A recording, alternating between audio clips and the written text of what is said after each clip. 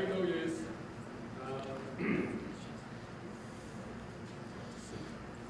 Activation and Deactivation of the Sealate Ferrierite for Olefin Conversion by Dr. De Jong from Shell International Oil Products.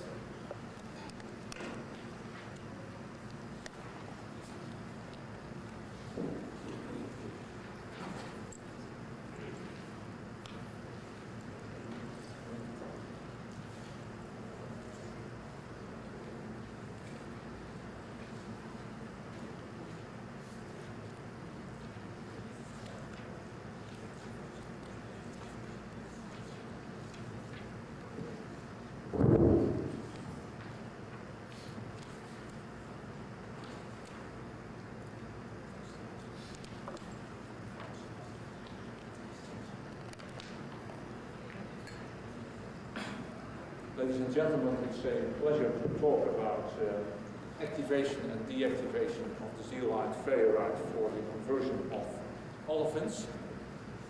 This is work originating from Shell International Products, as stated by the chairman.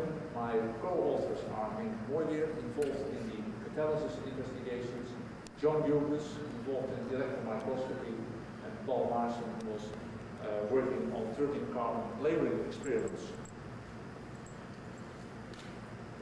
When we talk about olefin conversions over zeolite ferrierite, I will concentrate on the skeletal isomerization of normal butene into isobutene, using the zeolite ferrierite typically at about 350 degrees centigrade.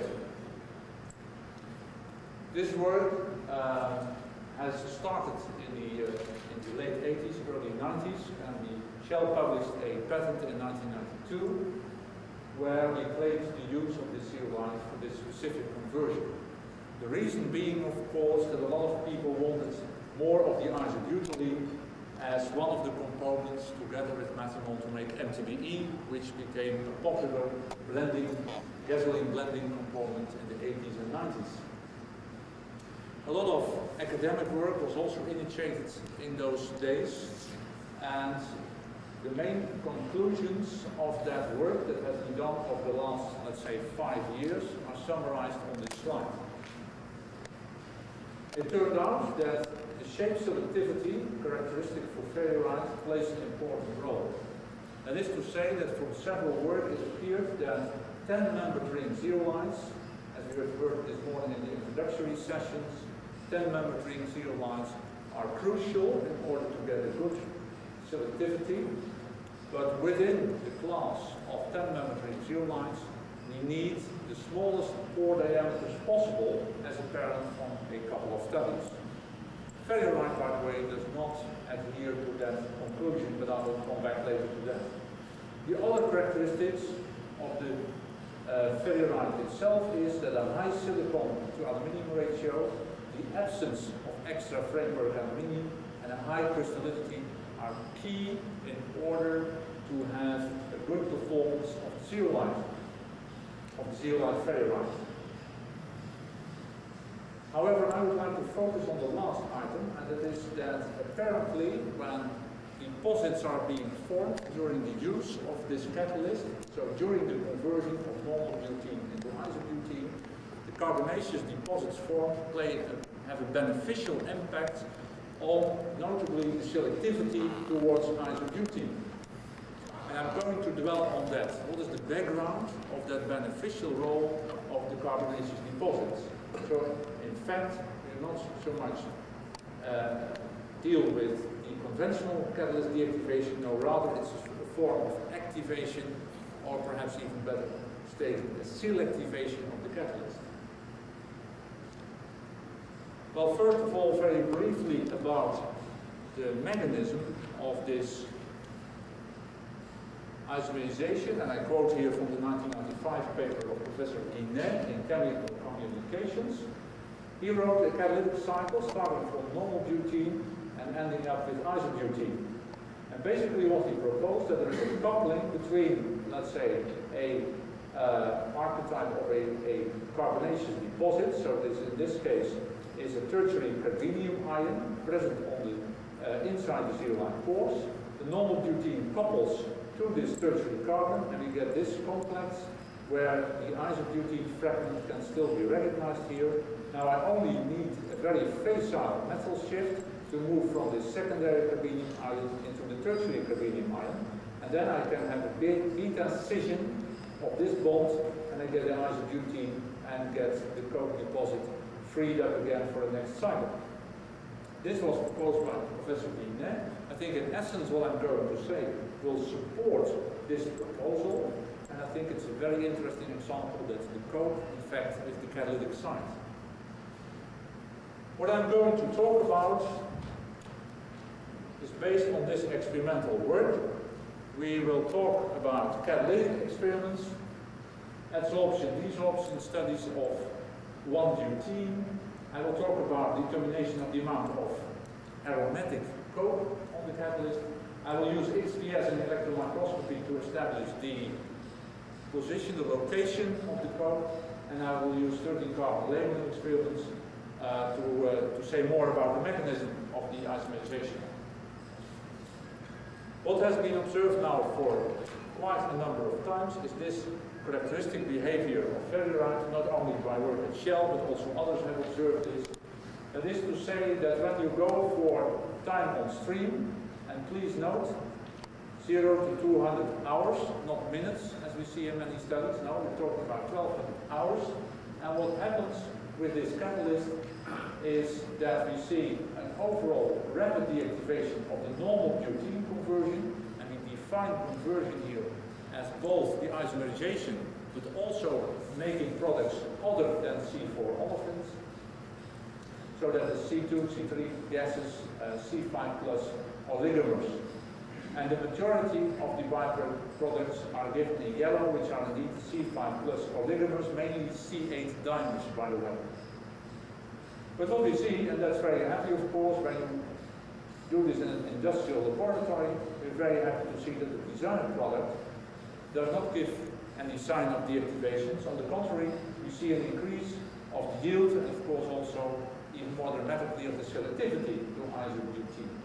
After 8 to 1000 hours on stream, however, we see that there is also a slight deactivation of the isobutene. And I will come back to that later, what the reason of that is. So this is quite characteristic. As I said, it's a very stable operation if you look to the time scale of the catalytic experiments. That has to do with the nature of the ferrierite. A lot of work in the literature has been done typically on the silicon to aluminum ratio of around 9. This catalyst has a silicon aluminum ratio of 57. But that's not the only characteristic of the zeolite, but it's an important one. If we compare early in the experiment and later on in the experiment, it's perhaps even nicer to have a look at the GC output. Just have a simple look at what the GC shows you. Is that in the beginning I get this very busy output. I see C2, I see C3 saturated, unsaturated, same for C4, butanes, butenes, pentanes, a lot of stuff. And after many hours of stream, I get a very nice C4 chemistry as the only reaction going on the zeolite. So this is all nice and clear, but of course we want to understand what's going on. And we started off doing adsorption, desorption studies in just a couple of hours. So on the time scale of the experiments, I'm very early in the age of the catalyst. At 350 degrees centigrade, we are adsorbing, desorbing 1-butene on high silicon ferrierite. And what we observe is that we get, as a function of the butene's pressure, the absolute pressure between 0 and 1 atmosphere, we see that we get an adsorption with increasing pressure up till something like 90 milligrams of adsorbed butenes per gram of ferrierite, per gram of zeolite. However, if we now reduce the pressure, and these studies have been done in a vacuum microbalance, if we then reduce the pressure, we were very surprised to see that there's virtually no desorption taking place. So we have, in the very initial stage of the use of ferrierite, a very strong adsorption of butenes, and that is surprising, because if I do a simple calculation of the heat of adsorption of 1 butene in ferrierite, I have an estimate of about 10 kcal per mole, and that's much too low to keep those olefins fixed into the zeolite at this high temperature. So, definitely I do not have simple adsorption of 1 butene. So what's going on?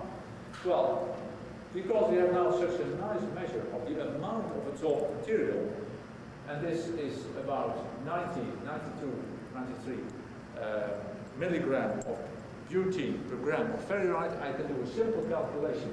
I can say, assume that the total pore volume of high silicon ferrierite, which is 0.13 milliliter per gram, if this is filled with the molecules, then the apparent density will be 0.69 gram per milliliter.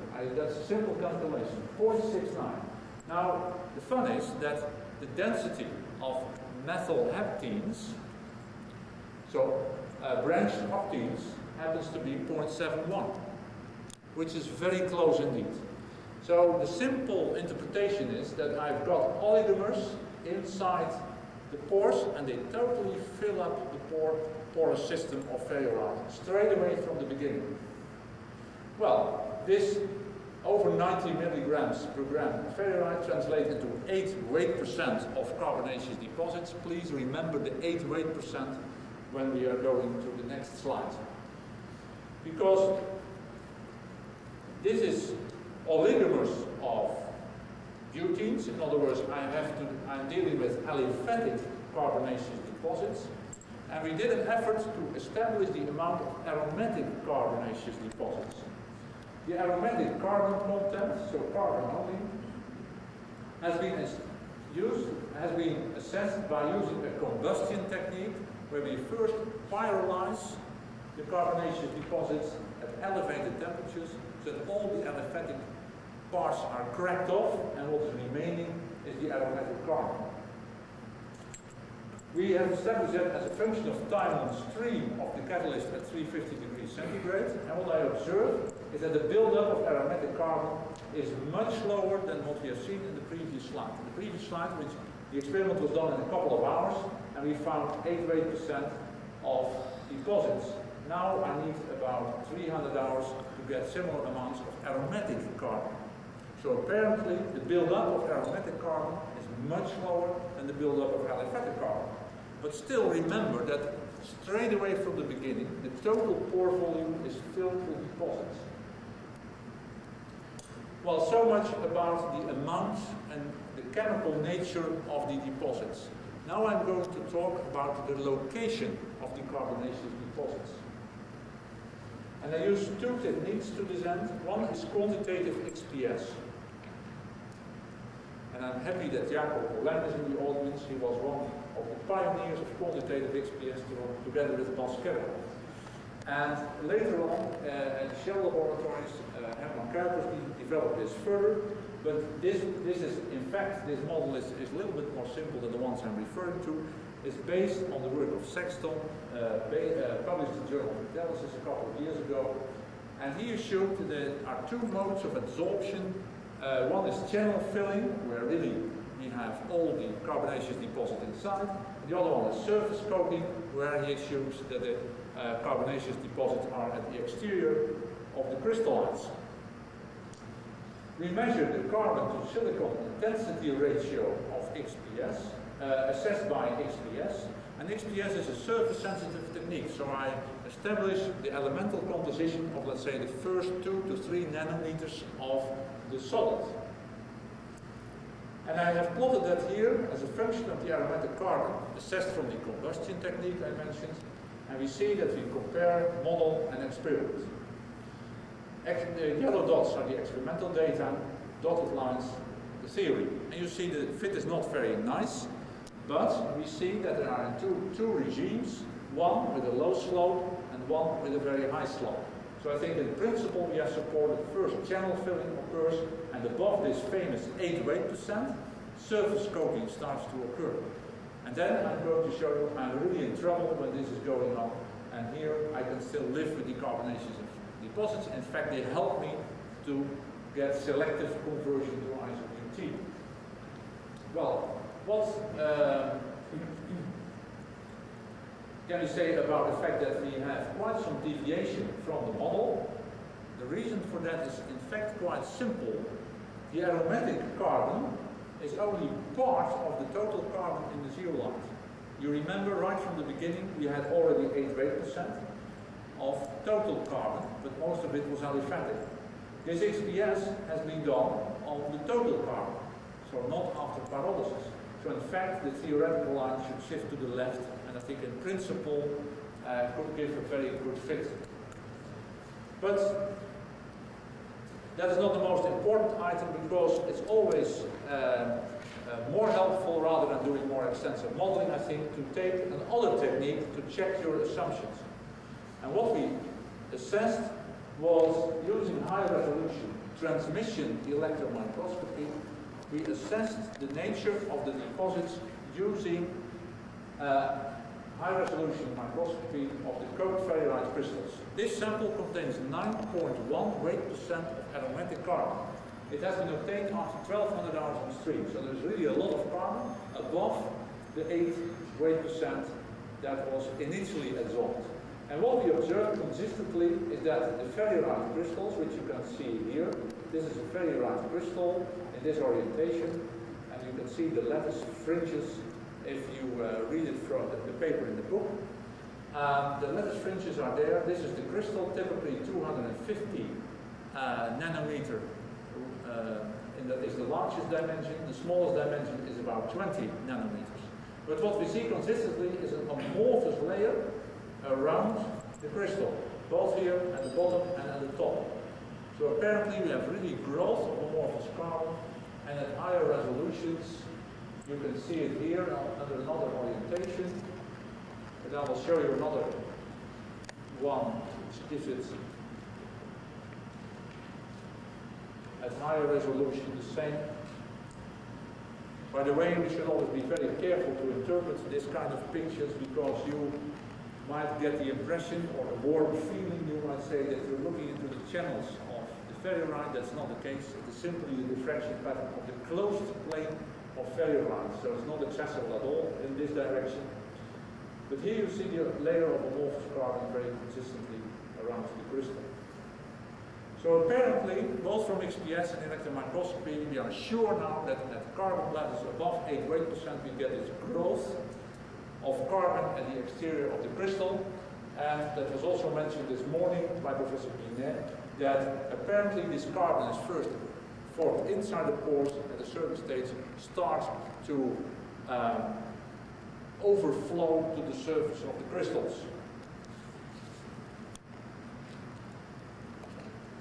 Finally, in terms of the experiments, the 13 carbon labeling experiments,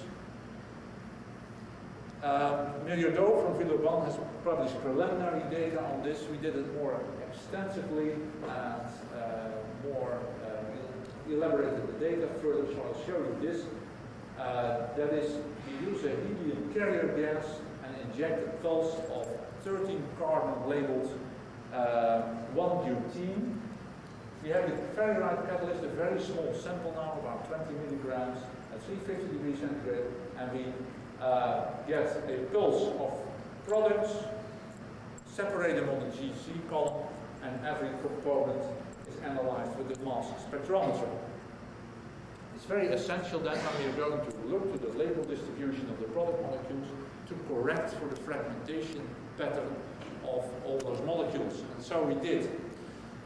And then we did two experiments, one where we used here a fresh ferrierite catalyst and one which had been exposed to butenes over 1,000 hours. So a fresh and spent ferrierite, and what did we see in terms of the label distribution? Well, it is dramatically different.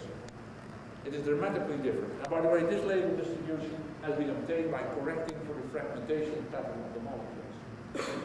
And what we see with the fresh ferrierite, that we get molecules yellow with no labels, and By the way, this is the label distribution of the isobutene product molecule. No label, one label, two labels, three labels. And if you take into account the natural abundance of 13 carbon, we can simply calculate that this is exactly the statistical distribution of 13 carbon over all the isobutene molecules. So essentially what we've got is that we have redistributed all the 13 carbon labels very extensively. After a long time on stream, we get a mechanism which is extremely label selective. One label in, one label out. It's as simple as that. And this is all within the experimental error. So we have really something to explain, and what I would like to do is try now to bring all the experimental information I've given to you into one slide and try to rationalize most of what we have seen. What's going on with the zeolite ferrierite isomerizing 1-butene at 350 degrees centigrade? Aliphatic deposits are formed instantaneously, in fact within minutes. Completely stuffed pores. However, these deposits are aliphatic in nature, and that is, they cannot only be formed, they can also crack. So we get reversibility in the system. And that is the reason that the deposits allow for non-selective oligomerization, but also cracking. That is to say, I can chop off the aliphatic deposit C5 fragments, C3 fragments, sometimes also C4 fragments. And then the C3 or C5 or C4 can adsorb again, can come off again. And in that way, I get all the scrambling. So this oligomerization cracking gives me an explanation for the extensive scrambling of the fresh ferrierite catalyst. However, we have seen from the coke buildup, the aromatic coke buildup, that slow aromatization of the deposits takes place. And it's not only aromatization, but also I see the isobutene yield coming up. I see less C3, C5. So apparently, this aromatic coke helps me to get enhanced yields of isobutene and also selective isomerization, both in the sense of remaining the C4 fragments, keeping the C4 fragment, but also label selective. The C4 just docks on the deposits, is isomerized and comes off again, but no transfer of the label. So this helps me in the catalysis. But then, of course, as all things in life are not ideal, also this one is not ideal. So at a certain stage, because this aromatization reaction goes on and on and on, at a certain moment, I get the overflow of the coke to the external surface. So I have first internal coke, but I get spreading over the external surface. And then I am in trouble, because my butenes can no longer enter and be converted. So then I get a slow overall deactivation process. In summary, one could say, if you now look back, I stated that ferrierite is a very good catalyst for the isomerization of butene. I should make or add a comment to that. As a fresh catalyst, it is not very optimal. And in fact, it has been shown that other zeolites or molecular sieves are more optimal when no coke is present. However, when the coke is present, it is the best catalyst we have as yet. So one could say that ferrierite is not so much an optimal catalyst for butene isomerization, it's the optimal catalyst to make the right type of carbonaceous deposits, and thereby it is an optimal catalyst for butene isomerization. And I think in the conference on catalyst deactivation, that is an encouraging thought, that sometimes coke can really help us and bring us a new catalyst and also a new process which is now commercially applied. Thank you very much for your attention.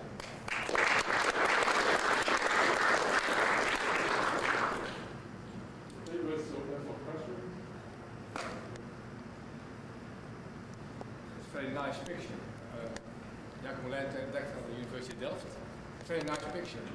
And in fact, what you show that you coke the catalyst to call it coke material, and then it gets more selective. And activity does not go down very much. I have a question about it. I would expect myself, and perhaps you, I did not understand the numbers correctly. I would expect that.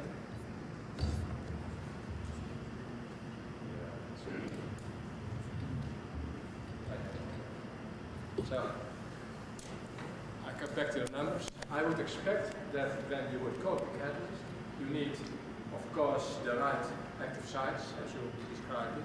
You need space for the butene to diffuse and to diffuse out.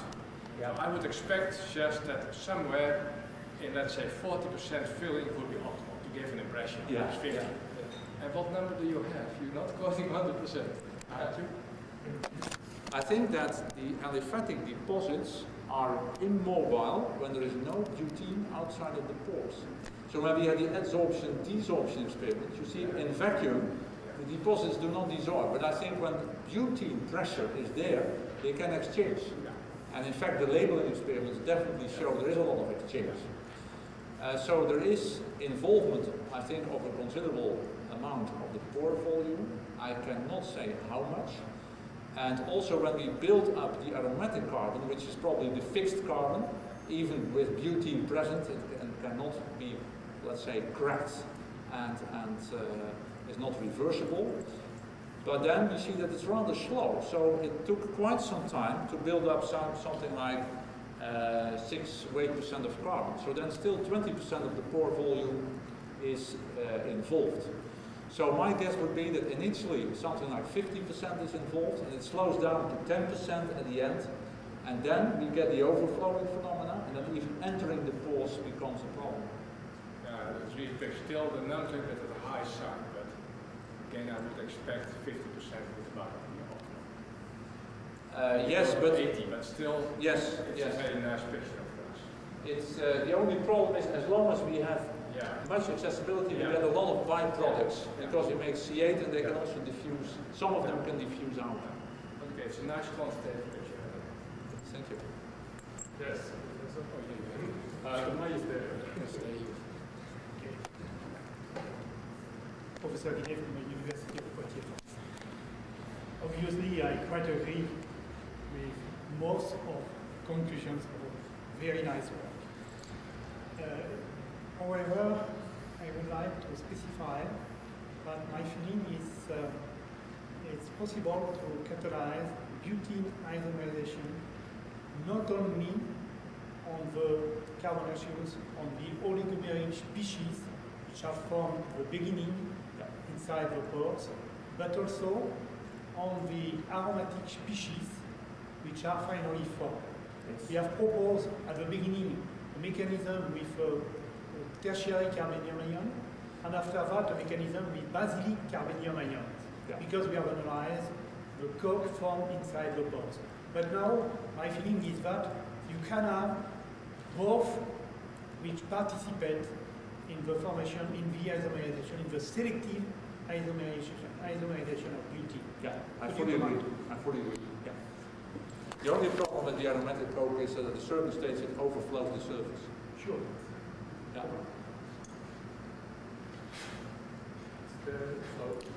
If aliphatic is the source of R plus for the butane, I don't see why you still don't get scrambling. It would seem the rest of the aliphatic would become equivalent with, I remember your structure, but... Yeah, I'll give another one. Okay. Even if you look to isomerization of, or the mechanism, as we proposed it in Garmisch-Partington conference in 1994, we had a much simpler model. We were not that advanced at that time, so we simply thought, well, let's couple two butenes, gives you an octyl cation, and that can rearrange a little bit and crack to isobutene. Simple as that. If you look to this mechanism, you will notice if you work it out in detail, it's not that easy to bring one carbon from the fragment to the other fragment. So even if it is aliphatic, you need the cyclopropyl cation to get it to the other fragment. While this is all simple metal shift, which we know from beryllium ion chemistry, it's much more facile than really that two of these metal groups bridge or pass over. But I agree with you that with aliphatic deposits, it will be easier to get scrambling than it is with, for example, aromatic deposits. So indeed, in the beginning of the experiments, beginning of the time machine, there we see the scrambling, and later on not. So I agree with you, Stan. One question on the same problem there. What I'm getting at is, once you fill up a core with aliphatics, you mean the aliphatics stay there and doesn't accept new thing to liberate and incorporate? That's what you are saying, right? No, that's not. No, in response to what Professor Moulijn was saying, it is fixed when there is a vacuum around the crystal. So when a vacancy is not refilled, it is fixed. But when there is one bar of butene outside the crystal, you can get reversibility because one C4 out, one C4 in. So I think the deposits are reversible in a reacting environment. But in vacuum, when you do the model experiment, you see it is irreversible at all. Wait a minute. If you say there's practical going on, you should, even without butene supply, you still can crack it out. And you should remove some aliphatic under vacuum. Yeah, but I think the practice learns, and of course the temperature is not that high, 350 degrees centigrade. It's the reaction temperature. That's the reaction temperature. Yeah. It's not that high. So in terms of equilibrium, of course it helps if you kick out, let's say, a C5 fragment, and immediately a C4 comes in. So dynamically speaking, that's much more favorable than just cracking off a C5, which has to go to the gas phase. So therefore I think, under reaction conditions, yes, it is reversible, this aliphatic deposit, but in vacuum, they're irreversible. Now, if under the reaction condition is reversible, then why there's no scrambling? I mean, there is scrambling. In the beginning, we have no, even after filling, you should still have some scrambling. No, that's what we have with the scrambling experiments. If a catalyst has worked for, let's say, 100 hours, you still see the scrambling. So the aliphatic deposit is the scrambling. But when you have a long time on stream, over 500 hours, then you become label selective. I think you said you're selective only, your selective is at the short hour, so it's after 500 hours. Yeah. Thank you. And no? Okay. And let's frame this.